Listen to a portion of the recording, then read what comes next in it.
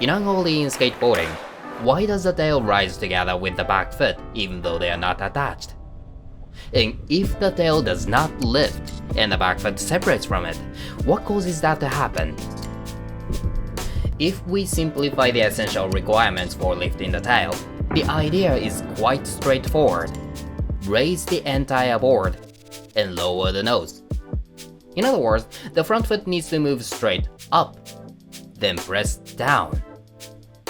So why does something that sounds this simple become so difficult in practice?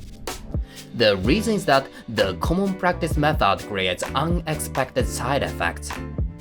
In this video, I will explain in detail how the tail lifts.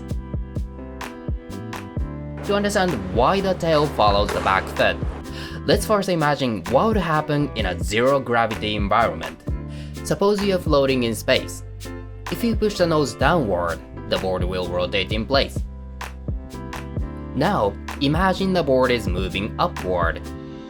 In that situation, if you press down the nose, the board will rotate in the same way, but this time the tail rises as a result. An Ollie works on exactly the same principle. In other words, there are two key requirements for lifting the tail. First, the entire board must have an upward force. And second, a downward force must be applied to the nose. When all these are happening while moving sideways, it's hard to tell what's really happening, but fundamentally it is these two vertical forces that lift the tail. So how can we strengthen these forces?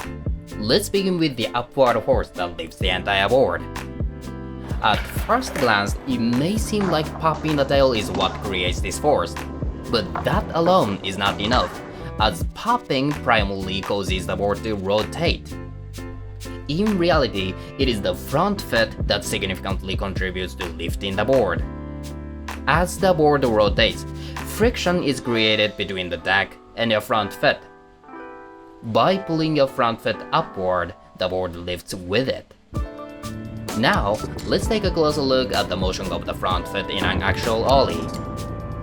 As you push off the ground, the front foot begins to rise vertically. It continues upward until your knee is compressed toward your chest, reaching a point where it can no longer rise any higher. Up until the peak, the motion is purely vertical. Or the front foot is even slightly pushed back by the nose. The point is that the front foot never moves forward until it reaches the peak and accelerates the board's upward momentum by lifting vertically. This is how the upward force acting on the entire board is generated, one of the key requirements for lifting the tail. Next, to create the second force, the downward force on the nose, you must immediately transition after lifting your front foot and begin to push it down. It's downward, not forward. You must have heard someone say, push your front foot forward. However, the front foot moves forward as a result of the mechanics involved, which I will explain in a minute, not because you consciously push it in that direction. After all, from a physics standpoint, what is required to lift the tail is a downward force, not a forward one. What makes it so misleading is that if you look at my Ollie, you can see my front foot is indeed moving forward. But this is not fully intentional. When the front foot is lifted, the board pushes it back. Then, as it tries to unwind its tension, it moves forward. Try it yourself while sitting in a chair.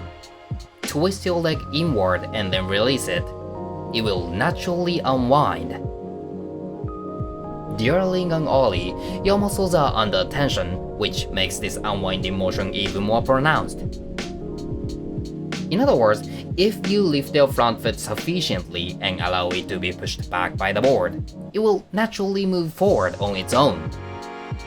What you should focus on is not pushing the front foot forward, but rather generating the second essential force needed to lift the tail, pressing the nose downward. Then, the unwinding motion and the downward push of the front foot combine, making a keen plunging path. Now that we understand how the tail lifts, let's examine why it sometimes fails to do so. The biggest issue lies in the common practice of sliding the front foot against the board. Again, you want to lift your front foot upward vertically to increase the upward force on the entire board.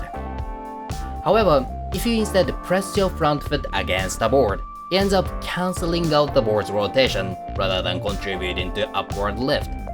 As a result, the board begins to fall without ever gaining the height you want. Furthermore, when you focus too much on sliding your front foot forward, you naturally won't be able to lift your front foot and knee.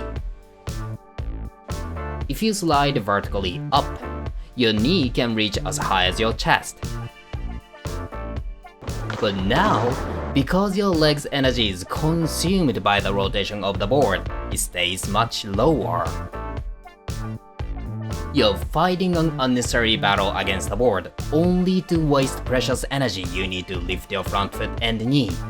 Let's trace the actual path of the knee.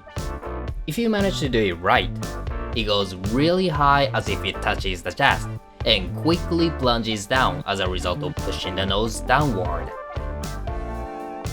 But if you slide your front foot forward from the beginning, your intention is all about sliding the front foot forward, which from a physics perspective doesn't do anything to lift the tail. It doesn't accelerate the board's upward force, and it doesn't lower the nose. As we've established, lifting the front foot high is essential for achieving a higher ollie. But whether it means you just have to pull up your front foot as high as possible, the answer is no. As explained in another video with an example of a seesaw, simply pushing down with your back foot and lifting your front foot does not move your center of gravity. While your front foot may indeed rise, you will not gain any airtime. So, if you just pop the tail and lift your front foot, your center of mass doesn't rise, keeping your ollie low. Furthermore, if you lift your front foot vertically, the board needs sufficient rotational force to remain in contact with it. To make that happen, you need to pop harder. Don't think about the popping motion as an isolated motion. Pop is an act of accelerating the energy generated by jumping and transmitting it all the way to the tail. Meaning everything starts with good jumping using both feet. Once you jump, you'll be able to lift your front foot with your body weight. So far, I've emphasized the importance of lifting the front foot vertically. However, that does not mean pushing the front foot forward is always evil.